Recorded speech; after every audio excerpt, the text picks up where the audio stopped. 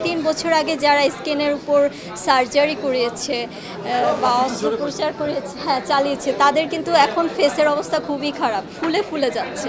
ঢাকাই সিনেমার এই সময়ের অভিনেত্রী রাজ রিপা। অভিনয় নাম লেখানোর আগে জাতীয় ব্যাডমিন্টন দলের সদস্য ছিলেন তিনি। খুলনা বিভাগের চ্যাম্পিয়নও হয়েছিলেন। চেহারা সুন্দর করতে প্লাস্টিক সার্জারি নিয়ে সম্প্রতি সংবাদ মাধ্যমে ক্যামেরায় কথা বলেছেন রিপা। নিজের ফিটনেস ও চেহারা নিয়ে অভিনেত্রী রাজ রিপা বলেন, আমার যা কিছু দেখছেন সবই গড গিফটেড। আমি কৃত্রিমভাবে কোনো কিছুই করি না।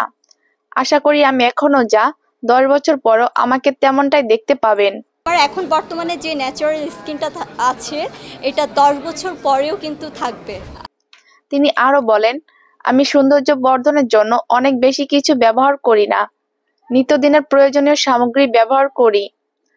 আমার মনে হয় ত্বকে অনেক বেশি পণ্য ব্যবহার করে অত্যাচার করার কোনো দরকার নেই, কারণ এতে দিনে দিনে ত্বক নষ্ট হয়ে যায়।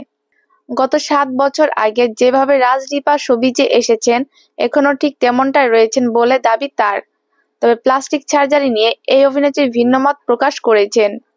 তিনি জানালেন, যারা প্লাস্টিক সার্জারির পথ বেছে নেয় এটা তাদের পছন্দ হতে পারে, কিন্তু ব্যক্তিগতভাবে আমি এগুলো পছন্দ করি না।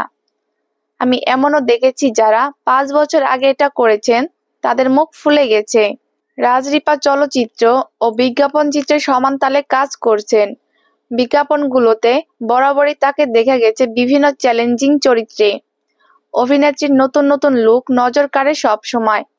আগামী 14ই ফেব্রুয়ারি ময়না নামে সিনেমা মুক্তি পাবে এই অভিনেত্রীর।